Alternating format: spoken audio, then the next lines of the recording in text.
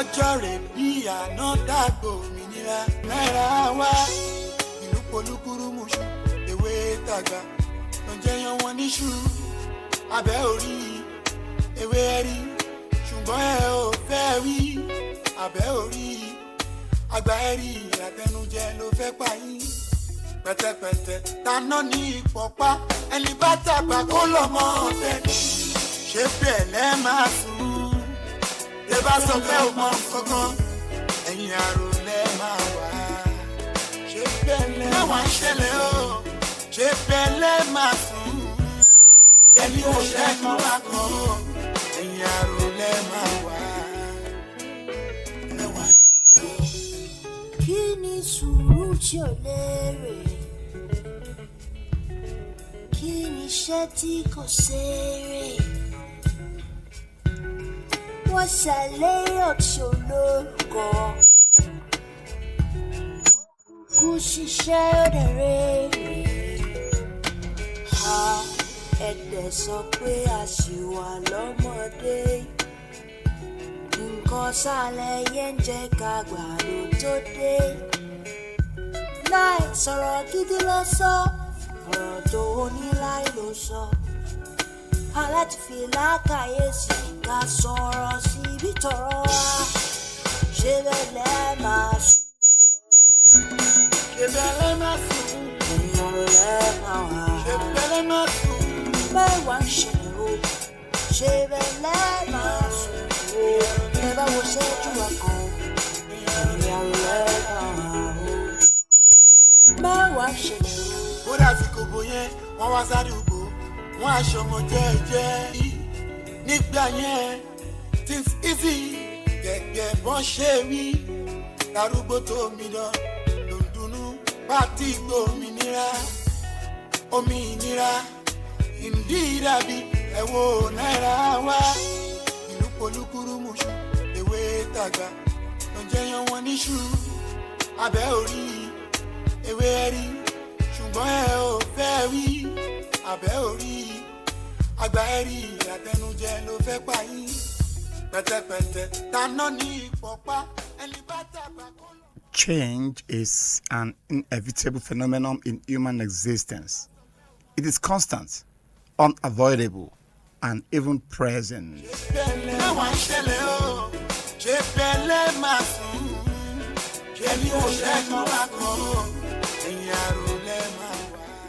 However, the duration given to change and the manner in which it is managed determines whether it results in progress, development, stagnation, or it declines.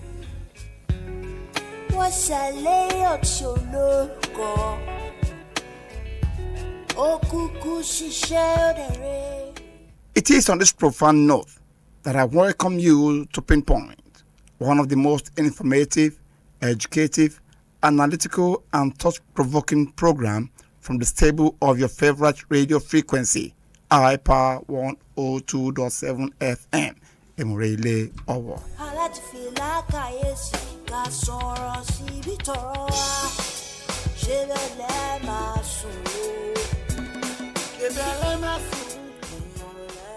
Pinpoint is a current affairs and editorial analysis program designed to keep our listeners abreast of events, developments, policies, and issues that continue to shape the Nigerian political, economic, social, educational, and security landscape.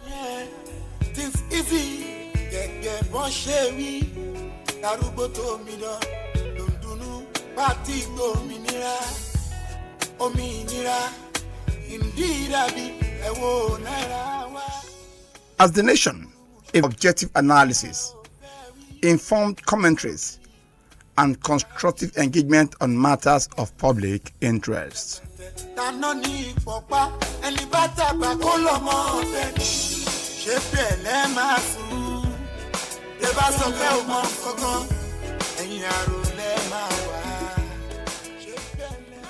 We take a closer look at government policies, national developments, political activities, security concerns, economic trends, educational reforms, and other topical issues that affect the lives of an average Nigerian. iṣẹ́ tí kò ṣeré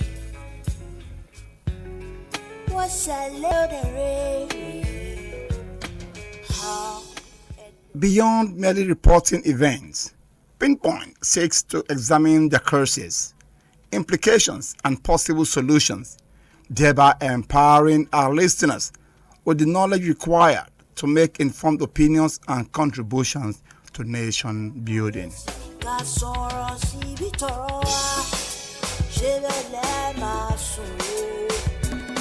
Ebele masu, èèyàn lẹ́ máa wà. ebele masu, mẹ́wàá ń ṣẹlẹ̀ o.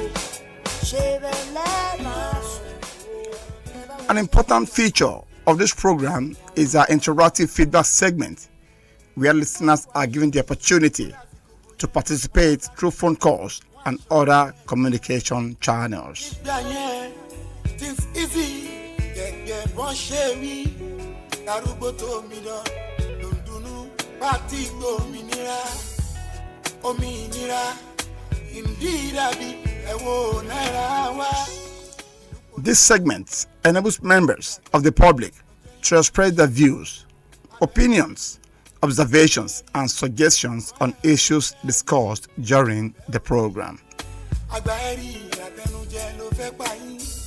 Pẹ̀tẹ̀pẹ̀tẹ̀ taná ní ìpọ̀pá, ẹni bá tàgbà kó lọ́mọ ọ̀tẹ̀ ní. Ṣé bẹ́ẹ̀ lẹ́ máa sùn? Your voice matters. Your opinion counts, and your contributions enriches the quality of public discourse. Ṣé bẹ́ẹ̀ lẹ́ máa sùn? Ṣé ní oṣẹ́ kan wá kan? Ẹ̀yìn àrò lẹ́ máa wá.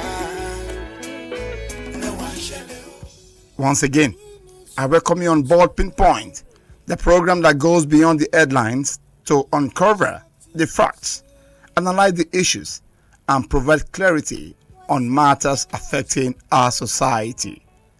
My name is Akin Adebayo, and I'm honored to be your host.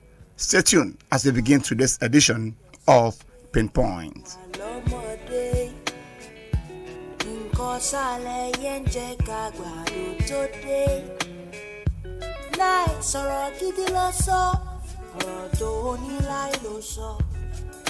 aláti fi lákàyèsí ká sọ̀rọ̀ síbi tọ̀rọ̀ wá ṣe bẹ́ẹ̀ máa sùn o.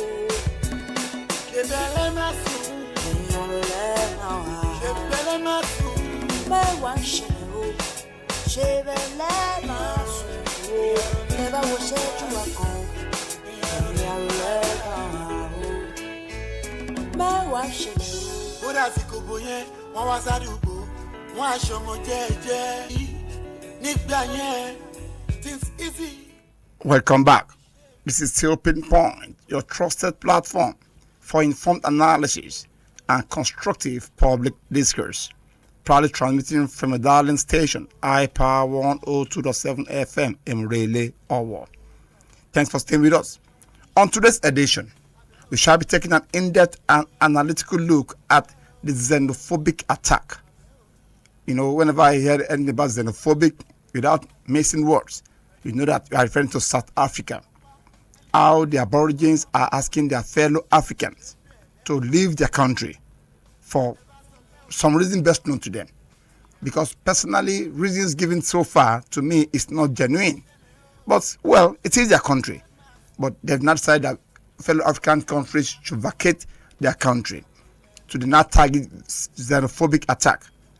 On a sister program today, I said they shouldn't have christened that event as xenophobic attack. They should have called it Xeno-Afric attack. Because when you talk about xenophobic, it simply means you are referring to any immigrant in your country. But right there in this same South Africa, the people that actually enslaved them, I'm talking about the British, the whites, the Portuguese, the Americans, they are still there. They are not asking them to leave. Rather, they are telling their fellow Africans that stood solidly behind them during the apartheid period to leave. Well, it is what it is. That is the topic we shall be discussing today. The xenophobic attack on immigrants in South Africa. We are going to be taking a serious look into it. What led to what? The history, we will go briefly into the history of South Africa, particularly the xenophobic period and the roles played by various countries, most importantly Nigeria. Because I remember vividly the role Nigeria played, though I was still very young then, but at the same time, I was able to have an idea. It was when I became more matured, more educated, more exposed, that I got a full knowledge of what actually transpired during those apartheid period. So it is this topic that we're discussing today. And the singular reason why we are taking up this topic today is because yesterday was the deadline given by these organizers of Fellow African must leave South Africa as the deadline. And we are very much familiar about the evacuation that has taken place so far and the response of the Nigerian government. The sanctions that the Nigerian government have been, threatening to impose on South African, particularly maybe their businesses back here in Nigeria. And of course, the actions taken so far by fellow Africans that are affected in this xenophobic attack by the South Africans. So this is why we are bringing on this topic today, for us to have a better knowledge of what is going on. Like I said, this is an editorial analysis, an editorial written by me from various informations gathered, already written and subjected to some analysis. That is why today is going to be a long run in the discussion on the xenophobic attack on Africans in South Africa. Please don't change the dial. It's still your station, iPower 102.7 FM.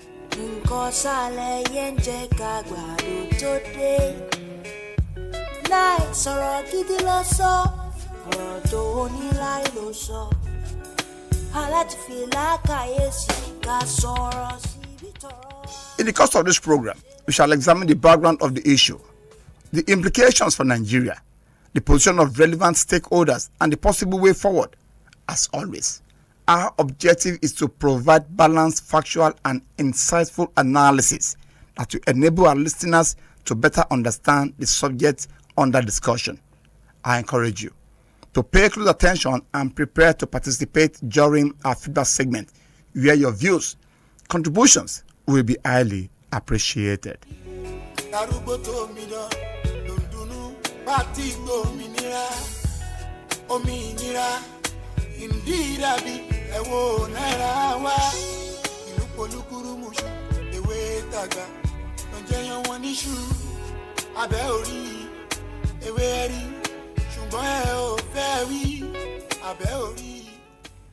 History teaches that Africa's greatest strength has always been in its unity.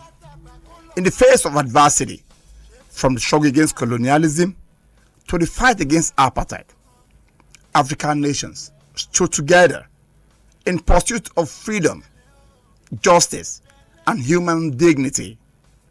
It is therefore deeply troubling that xenophobic attacks continue to threaten the spirit of brotherhood, particularly in South Africa, where fellow Africans have increasingly become targets of violence and discrimination.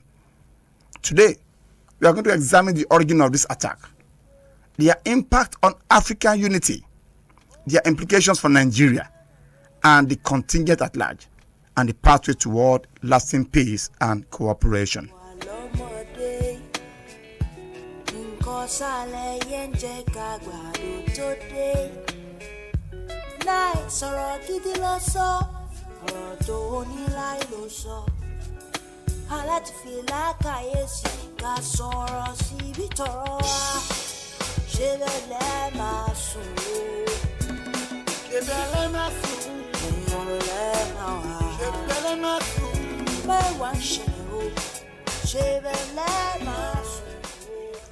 One of the greatest ideals upon which African liberation movements were built was the belief that Africans are one people, united not merely by geography, but by a shared history of colonial oppression, racial discrimination, and the collective struggle for freedom.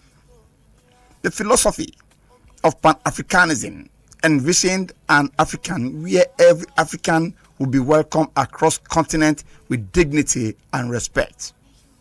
Unfortunately, Reoccurring xenophobic attacks in South Africa have repeatedly challenged this vision. What should have been a beacon of African solidarity has at different times become a theater of violence against fellow Africans, particularly Nigerians, Zimbabweans, Mozambicans. This attack raised profound historical, political, economic, and diplomatic moral questions. How did a nation that benefited immensely from African solidarity during apartheid period becomes a place where fellow Africans are often targeted? What explains this recurring violence? What does it mean for Africa's unity and economic integration? And what practical steps must be taken to prevent future occurrence? To understand the depth of today's disappointment, one must revisit the apartheid era. Like I said, for us to have better knowledge of today's topic, the ability for us to go not too deep anyway, but at least slightly deep into the historical aspect of the apartheid period, would no doubt make us to understand the role that fellow African countries played during the apartheid period, most importantly Nigeria. From 1948 until 1994, South Africa operated one of the world's most brutal systems of racial segregation. The apartheid government denied the black majority political rights, economic opportunities, quality education, and basic human dignity. When we're talking about apartheid period, we're talking about the era where the British, dominated South Africa. At the time that even great Nelson Mandela was arrested or incarcerated for a good 27 years, negotiations were held, but Mandela stood his ground. And no matter what a desire for South Africa is their freedom, their independence. Even as we speak, there are still some areas that black doesn't go in South Africa. Now, these South Africans did not deem it fit to go to those areas. Rather, they are chasing away their fellow Africans that stood by them during the apartheid period. They are going after the Africans that gave in their money, their resources.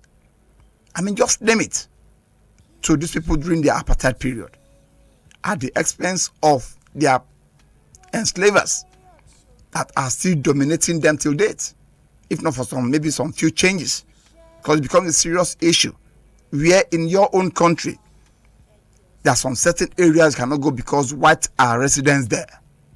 Doesn't that give us serious room for concern? But well, like I've always said, it is what it is. Throughout this difficult period, African nations stood firmly behind South African liberation struggle. Nigeria, as one of the leading supporters, because Nigeria has always been the big brother of Africa, population-wise, economic-wise, human resources, just name it. But you see, it is what it is. If not for maybe bad governance and what have you, Nigeria, honestly, that is why at times when we begin to battle with this issue of Boko Haram, Israel, Boko Haram from the northeast, northwest region, I begin to ask, where was the ECOMOG that went to Sierra Leone to enforce peace? Where was the ECOMOG that went to Liberia? Where was the ECOMOG that went to, that went to Cote d'Ivoire, that went to so many African countries? Where was the ECOMOG that was given a global award on peace mission? What is really going on? Well, like I've always said, everything boils down to one thing. And what is it? Leadership. Leadership goes a long way in determining how far someone can record successes in a various space, even within the family to start with. Anybody that is the head of the family, particularly the man, his vision, his ideology would no doubt go a long way in determining the success of that family. It will go a long way in the direction at which that family will move, at the pace the family is going to move. The successes recorded and the failures that are going to be recorded as well. So leadership plays a very pivotal role. That is why till today it amazes me what is happening in Nigeria. But can we say now that Nigeria is trying to take back its rightful position in the Committee of Nations in Africa? Well, time will tell. It's my hope now to particularly the fellow African leaders and Nigeria in particular, because I'm not there really, but going by the figures that you are recording about people that are being lifted from South Africa, it appears that Nigerians are more densely populated in South Africa than any other African country. So this is a real work. This should be a real concern to our leaders, making sure to have a system that works. Bódà sí kòbó yẹn, wọ́n wá sádùúgbò, wọ́n aṣọ́mọ jẹ́ẹ́jẹ́. Nígbà yẹn, things easy, gẹ́gẹ́ bọ́n ṣe wí. Darúgbó tó mi dán, dùndùnú, pátí gbòmìnira. Òmìnira, ìdí ìdàbí, ẹ̀wọ̀n náírà wá. Ìlú polúkúrú mùsùn, ewé tàgbà. Lọ́njẹ́yàn wọn níṣu, abẹ́ orí, ewé rí. Ṣùgbọ́n ẹ ò fẹ́ wí, abẹ́ orí. Àgbà ẹ̀rí àtẹnujẹ ló fẹ́ pa yín. Pẹ̀tẹ̀pẹ̀tẹ̀ taná ní ìpọ̀pá, ẹni bá tàgbà kó lọ́mọ kankan. Ẹ̀yin àròlẹ̀ máa wà. Ṣé bẹ́lẹ̀ máa ń ṣẹlẹ̀ o?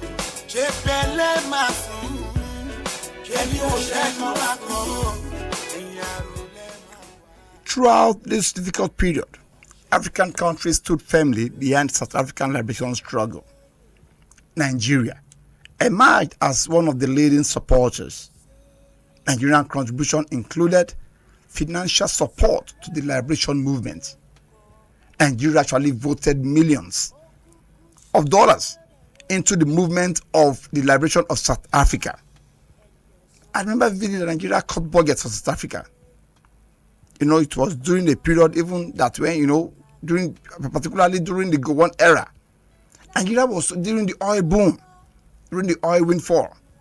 Nigeria was so rich to the extent that they single-handedly started sponsoring some activities in South Africa.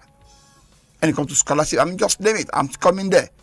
But Nigeria actually contributed financially, heavily, into the South African struggle for the liberation movement then.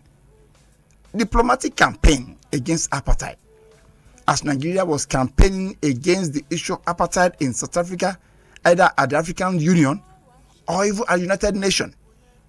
So there was this heavy campaign then from the Nigerian front, advocating seriously for the freedom of South Africa. And that is why till date, or till when he passed on, let me put it that way, Nelson Mandela actually appreciated Nigeria to the extent of coming to visit Nigeria when he became South African president. And I remember vividly, during his inauguration as South African president, he acknowledged the impact of Nigeria in the struggle to freedom.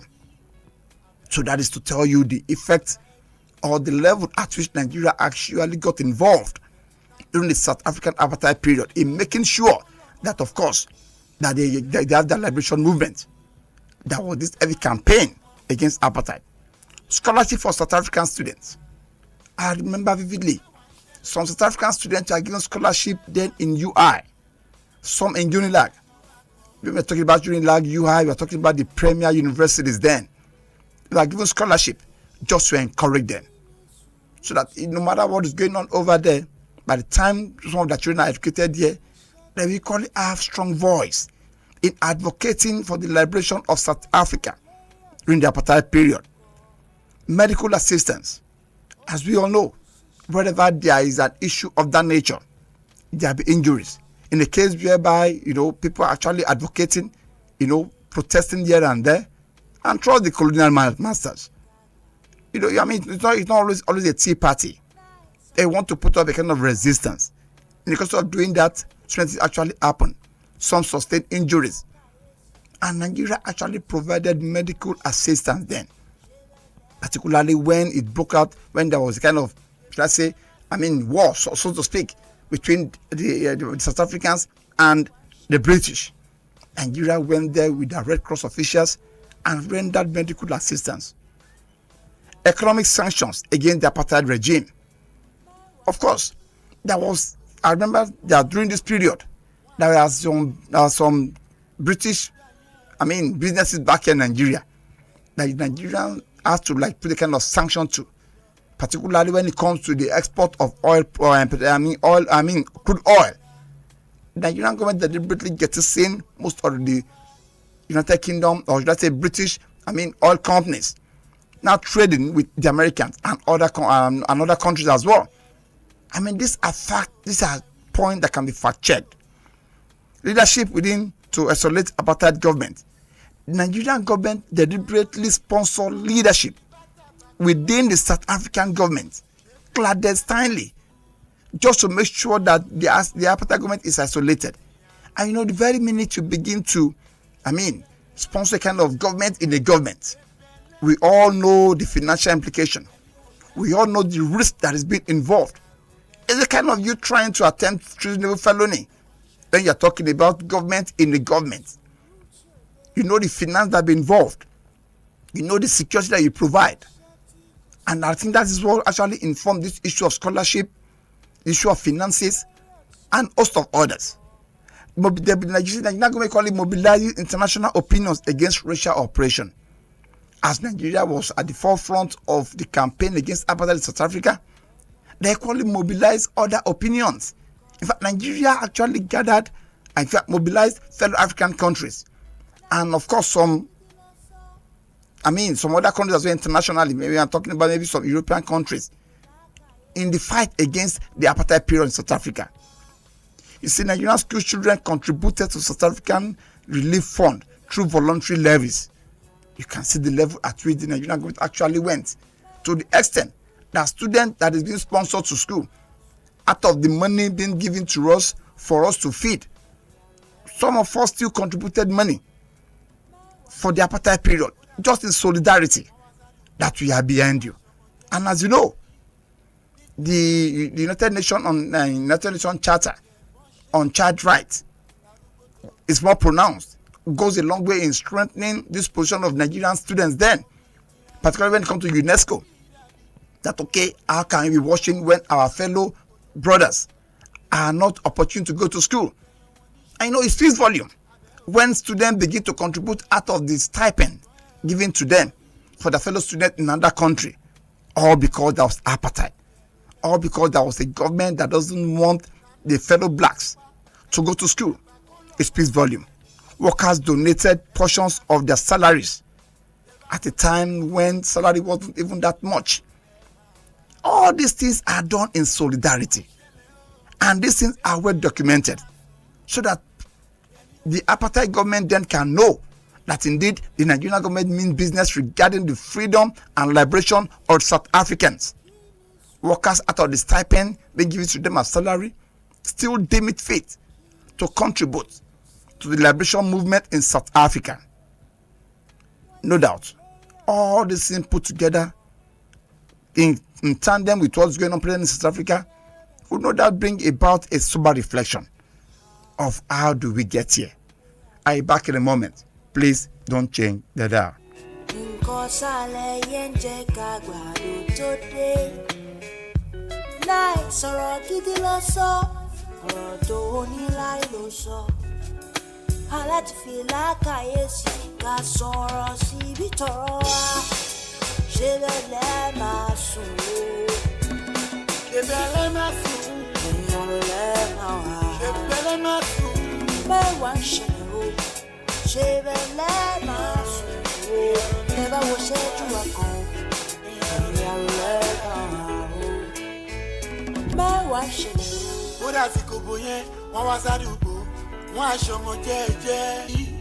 nígbà yẹn things easy gẹ́gẹ́ bọ́n ṣe wí darúgbó tó mi lọ lòdùnú pàtí gbòmìnira.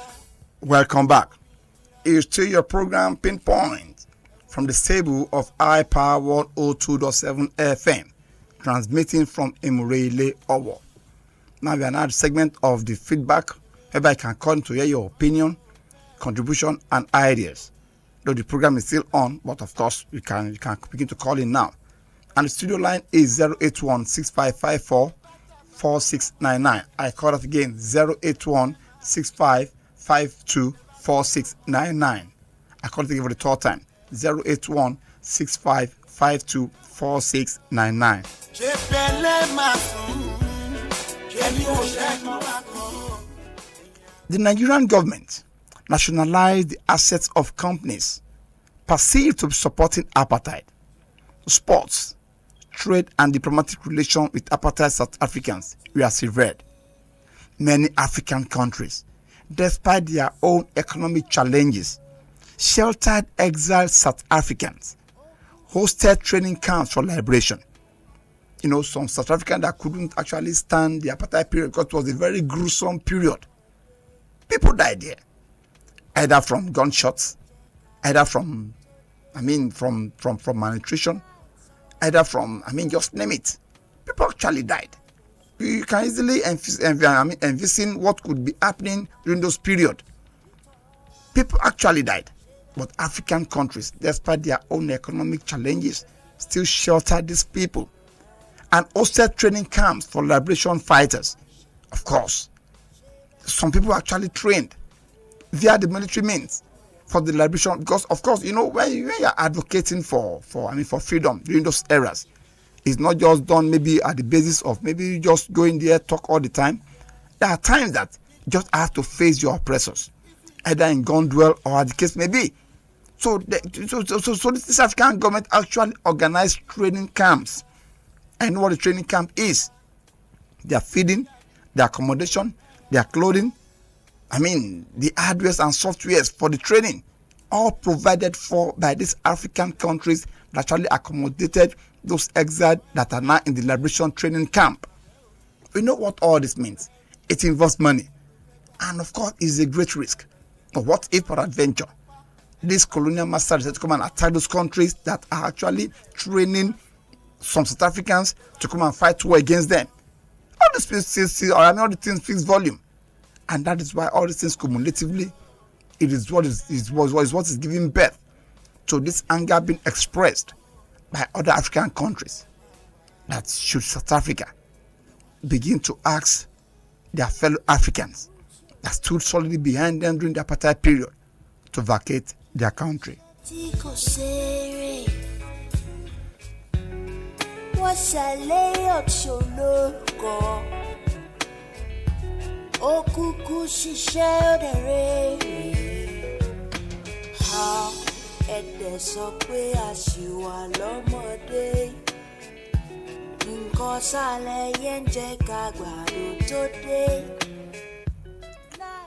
It's on record that when democracy finally arrived in 1994, Africans celebrated as though every nation has secured its own independence.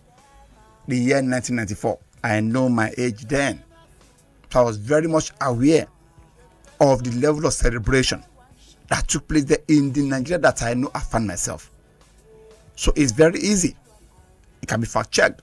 All Africans actually celebrated the freedom of South Africa then, particularly the release of late Nelson Mandela, that spent 27 years in the prison of the British. Despite negotiations, despite for him to surrender and stuff like that, he refused, and he stood firm on his ground that independence or nothing else.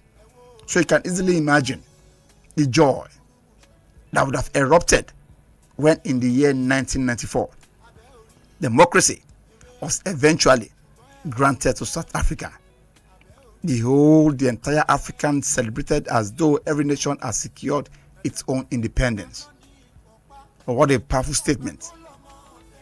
What is the genesis of this xenophobic attack? Despite the democratic transition, South Africa inherited enormous socio-economic inequalities. Several structural challenges persisted. High unemployment, widespread poverty, poor service delivery, housing shortage, income inequality, crime, slow economic transformation.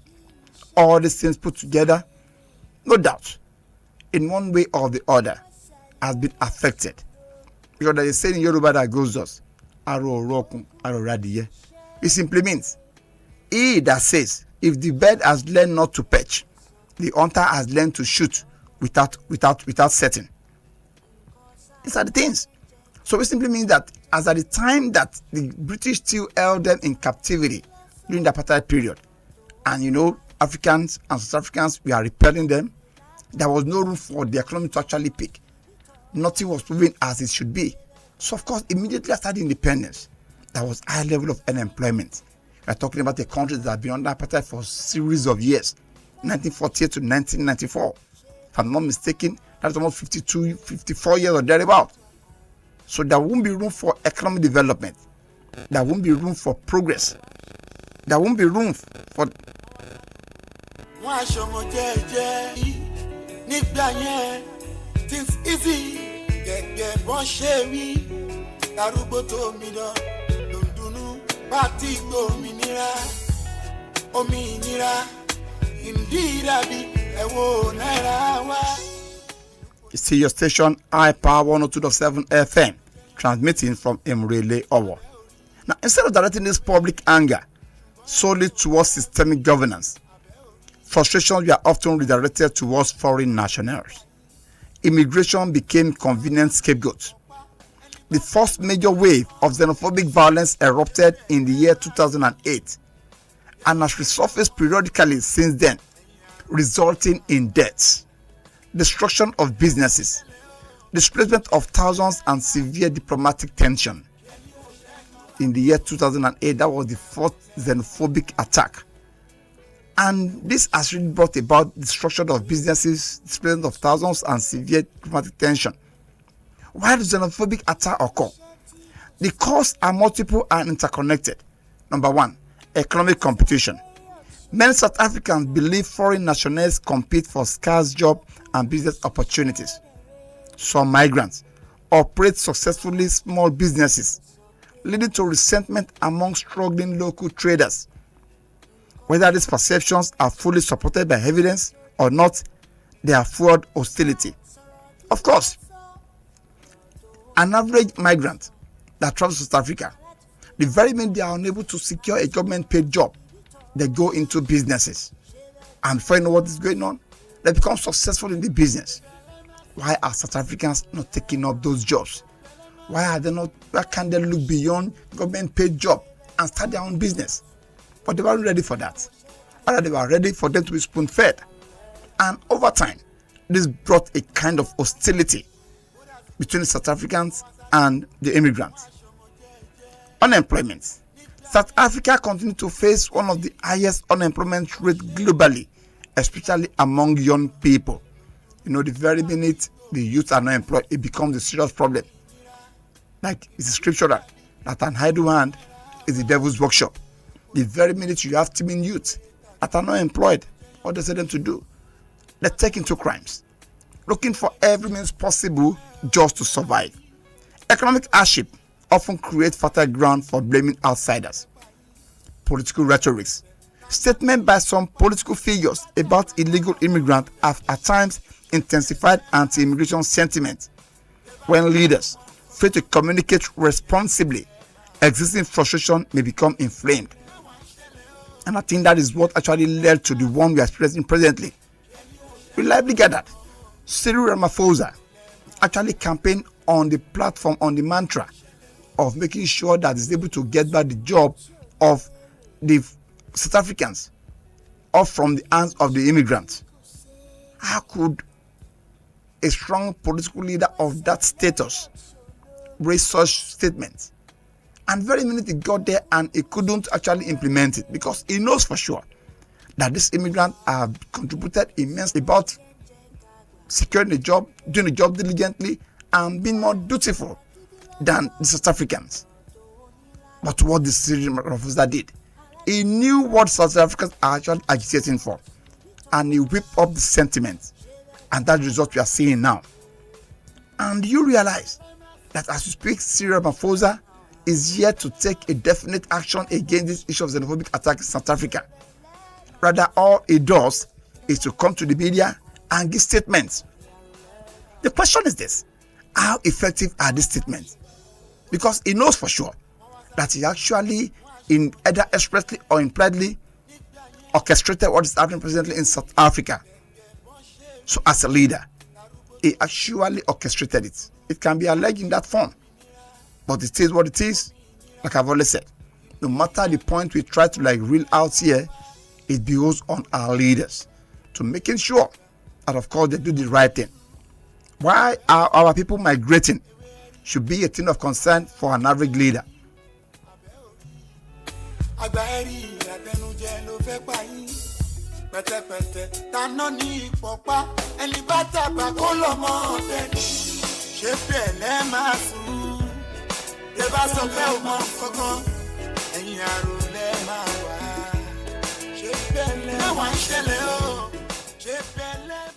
Crime perception. Foreign nationals are sometimes unfairly associated with criminal activities, while individuals from any nationality may commit crimes. Collective punishment based on nationality is unjustifiable. Of course, there is no country that doesn't have its own crime rate. But the very minute crime occurs in South Africa, instead of them to address the person that actually committed the crime, rather they face the entire national. For instance, if a Nigerian, maybe of the Yoruba extraction, or of the Igbo extraction, or of the Asa extraction, commits a crime, instead of it to be dealt with directly, they will attack the entire Nigerian. So it's like deliberately it was a well orchestrated agenda in making sure that how best can they frustrate any immigrant in South Africa. So the very minute there is a crime, either committed by one person, it's just like the Musketeers policy of all for one, one for all. The very minute one person commits the crime, then it affects the entire national. Either the crime is justifiable, which is not justifiable anyway. Crime is crime. No matter how we try to garnish it, crime is crime. But it should have faced the individual that actually committed the crime.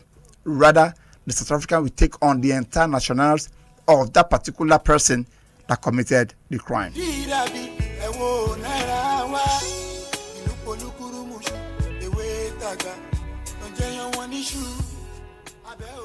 Poor management and irregular migration have complicated public debate over immigration. The inability to distinguish between lawful migrants and undocumented entrants often fuel confusion and resentment. Like what they are advocating for when the uprising was getting on the top level, and some African countries begin to threaten to impose sanctions on South Africans, particularly their businesses in their various countries. Then the tune changed. The organizers of the xenophobic attack, their tune changed, that the people they are attacking are the illegal immigrants. But from all footage seen, from all indicators, it goes beyond that. They did not just attack those that are not documented. They went as far as even attacking the very minute this is what the modus operandi. They will communicate with you, and from your accent, they easily dictate if really you are South African or not. And the very minute it is discovered that you're not South African, the next thing is for you to be dealt with. So the idea of saying that okay, they are attacking illegal immigrants is nothing but a blatant lie. All they just needed, or probably all they wanted, was for non-South Africans to vacate the South African soil, to leave South African countries.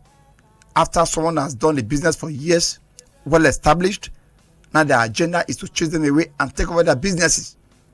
Like I said, African countries should equally look inward and think about punitive measures of imposing necessary sanctions on South Africans back here in Nigeria as well. I'm sorry to say this word. It should be a tooth for a tooth and an eye for an eye. The Mosaic Law. Things easy,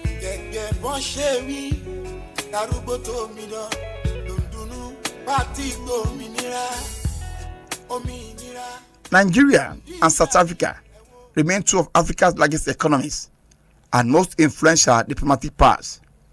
Both countries cooperate in trade, peacekeeping, continental diplomacy, investment, education, regional security. Thousands of Nigerians have invested legally in South Africa. Likewise, South African companies have invested heavily in Nigeria across telecommunications, banking, retails, hospitality, media, and entertainment. The interdependence makes xenophobic violence especially damaging. What is the diplomatic implication of this xenophobic attack? every major xenophobic outbreak has strained diplomatic relations. Nigeria has summoned South African diplomats, evacuated affected citizens, demanded compensation, of course, issued travel advisories, called for stronger protection of Nigerians. Public opinion in Nigeria has also become increasingly critical of South Africa. These tensions undermine decades of African solidarities.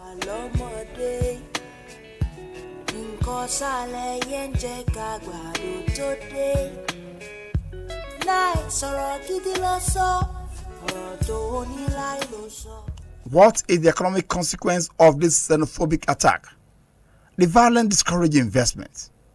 Businesses become reluctant to expand where insecurity threatens lives and properties. Trade suffers. Tourism declines.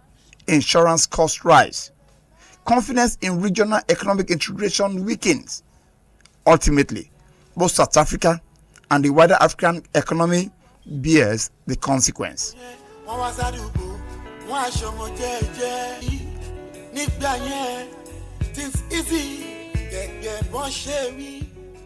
And of course, let us look into the implication for the African unity. Like Fela will say, I forgot how he used to sing his song, African unity. You know, what is the implication of this xenophobic attack? The attack threatened the very ideal of Pan-Africanism, which was the foundation of the fight against apartheid period in South Africa was premised on. If I'm not mistaken, during that apartheid period actually brought about strong Pan-Africanism in Africa. That okay, South Africa is our brother country. Let us make sure that we put in our best in making sure that they gain their independence. And that was achieved successfully. It was achieved successfully. But this present attack, this xenophobic attack of a thing, is threatening the idea of Pan-Africanism. This seeks to promote free movement of goods, that's Pan-Africanism, services, investment, and over time, greater labor mobility. Persistent xenophobic violence undermines these objectives by creating fears among Africans seeking legitimate opportunities across borders. South African countries impose sanctions. Calls have occasionally emerged for sanctions against South Africa. Possible measures include diplomatic protests, consumers boycotts, restriction on government cooperation, suspension from selected regional activities, targeted economic measures. What are the potential advantages? Sanctions may demonstrate that attacks against fellow Africans carry consequences, of course. And that is why tomorrow I will continue to commend Senator Adam Shomole. He made some proposals about the sanction that should be melted or carried out against South African companies back here in Nigeria. And that is why I said that imposing sanction on South African companies back here in Nigeria would demonstrate that the attack against fellow Africans carry consequences. The very minute Nigeria seems to be too silent or too understanding, as the case may be, regarding this just xenophobic attack, it will always have a reverberating consequences back in South Africa. They will believe that, okay, we can do anything and go scot-free with it. But by the time the Nigerian system, the Nigerian government equally look inward and impose some level of sanction on South African companies back here in Nigeria, which as a matter of fact, we have people that can equally take up such ventures. Thank God for Dangote. As Dangote not breaking the jinx in Africa, having the largest petrochemical company in Africa. What are we talking about? The last of Melu are there. They said the last, they are gas. They are there. So what I want to say in nutshell is that it is high time Nigeria looks inward, giving necessary assistance to an entrepreneur that is ready to take up the idea of business. So to me, a serious economic sanction needs to be imposed. Like I said, I cannot be mentioning some of their companies back in Nigeria, but we have them numerous. And these are companies that are actually thriving well. These are failed companies back in South Africa. They came out to Nigeria, leveraged on the population, and became great. And went back to South Africa and actually took over business in South Africa after they've already been established back here in Nigeria. If Nigerians can that much patronize South African companies, and by the South Africa, our people are being frustrated, are being beaten up, are being attacked, in what?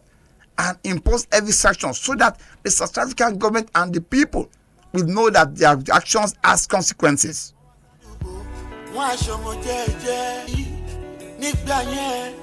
Things easy, get one share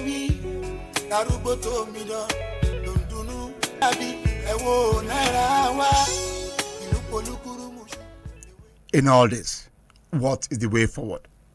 Ending xenophobia requires long-term commitment, which include strong enforcement of the rule of law, swift persecution of perpetrators, economic reforms that create employment, responsible political leadership, better immigration management, public education promoting Pan-African values, greater youth employment initiatives, enhanced intelligence gathering to prevent violence, compensation for victims where appropriate, sustained diplomatic engagement among African governments.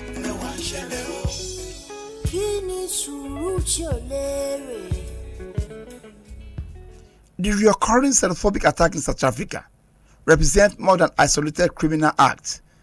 They test African commitment to unity, solidarity, and shared prosperity. The painful irony is unmistakable. Many countries that sacrifice resources, diplomacy, and political capital to help dismantle apartheid now see their citizens subject to violence in the very nation whose freedom they helped to secure. History, however, should not become a source of perpetual bitterness. Instead, it should serve as a reminder of the obligation that freedom imposes. South African liberation was not achieved in isolation. It was sustained by the collective effort of Africans and the wider international community. That legacy should inspire policies rooted in justice, inclusion, and mutual respect. The future of Africa depends not on division, but on cooperation. The continent's aspiration for economic integration, peace, and development can only be realized when every African is able to live, work, and travel across the continent without fear of violence or discrimination. Ultimately, the answer lies not in hatred or retaliation, but in accountable governance, respect for the rule of law, responsible leadership, and a renewed commitment to Pan-African ideals that help bring an end to apartheid. Only then can Africa honor its shared history and build a united future envisioned by founding generation. It is on this note that I bring it to an end today the program Pinpoint, and my option goes to the gentleman